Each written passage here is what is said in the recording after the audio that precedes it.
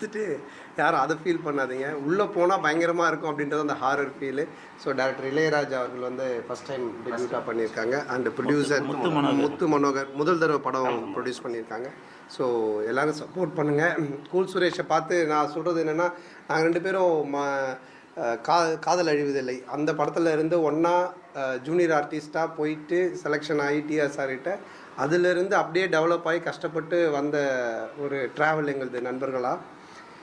So நிறைய பேர் இப்போவே ஒரு டைம் ட்ரை பண்ணிவிட்டு கிடைக்கல, இல்லை வந்துட்டு சரியாக முடியல அப்படின்னும் போது உடனே மனசு உடஞ்சி போய் ஸ்ட்ரெஸ் ஆகிறேன், ஃப்ரஸ்ட்ரேஷன் ஆகிறேன், ஒரு மாதிரி சைக்காலஜி ப்ராப்ளம் வருதெல்லாம் சொல்கிறாங்க யங்ஸ்டர்ஸ். நிறைய பேர் பசங்கள்லாம் நம்ம பார்க்குறோம்.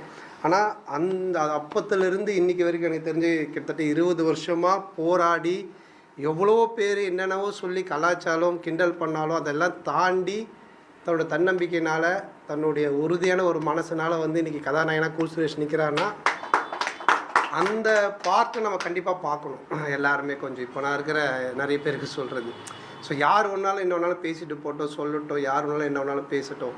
பட் நம்ம என்ன நினச்சோமோ அதை நோக்கி நம்ம போகிற வரைக்கும் நம்மளுடைய பாதையில் ரொம்ப உறுதியாக இருக்கணும் அப்படின்றது கூல் சுரேஷ் கிட்ட எனக்கு பிடிச்ச ஒரு விஷயம். நானே சில டைம் கொஞ்சம் ஜர்க்காகும், இது வேணுமா பண்ணலாமா அப்படின்லான்னு. பட் கூல் பார்க்கும்போது ரொம்ப பாசிட்டிவிட்டியாக இருக்கும். இல்லை கண்டிப்பாக பண்ணலாம் செய்யலாம் அப்படின்ட்டு. ஸோ கூல் உடைய படம், இந்த படம் நல்ல முறையில் ரிலீஸ் ஆகி வெற்றி அடையணுன்ட்டு கடவுள்கிட்ட வேண்டிக்கிறேன். ஸோ மக்களாகி நீங்களும் இதுக்கு சப்போர்ட் பண்ணுங்கள் இன்னும் நம்புகிறேன். தேங்க்யூ. என்ன அட்வைஸ் கொடுக்கணும்? இதை அட்வைஸ்ன்னு எதனா சொன்னால் அதுக்கு எதனா ஒன்று பேசுவான் ஒரு 10 நிமிஷம். அதனால் அட்வைஸ்லாம் வேணாம். அவனுக்கு அட்வைஸ் கொடுத்தாலும் அவன் கேட்க மாட்டான். அவனுக்கு என்ன தோணுதோ அதான் செய்வான். ஆனால் அதுதான் அவனை ஜெயிக்க வச்சிருக்கு. ஸோ அதனால் அவன் போக்கிலே அவன் போட்டோம், அதுதான் நல்லது. அவருடைய படங்கள் வேற படங்களுக்கு நிறைய ப்ரமோட் பண்ணுவார் போயிட்டு அந்த பஸ்ஸுக்காக. அது பார்க்கும்போது உங்களுக்கு என்ன தோணும்? நீங்கள் என்ன இல்லை அதுதான் நான் சொல்கிறேன்ல, இப்போ நான் சில விஷயங்கள் அவனை இது பண்ணாதன்னு கூட நான் சொல்லியிருக்கேன். ஆனால் அதெல்லாம் அவன் கேட்க மாட்டான். அவனுக்கு என்ன தோணுதோ அதை செய்வான். ஆனால் அவன் எதை நோக்கி போகிறானோ அதை கண்டிப்பாக போய் அடைஞ்சிருவான். ஸோ அதனால் அது கரெக்டாக இருக்குது. அவன் போகிற பாதை, அவனை நோக்கி அவன் போகிற விஷயங்கள் கரெக்டாக இருக்குது. அதனால் நம்ம அதை டிஸ்டர்ப் பண்ணாமல் விட்டுட்டாலே போதுன்னு தான் நினைப்பேன். இப்போ நீங்கள் கடுமையாக இருக்குது, நிறைய பேர் வந்து மன உளைச்சல் கூட ஆகுறாங்க அப்படின்னு சொன்னீங்க.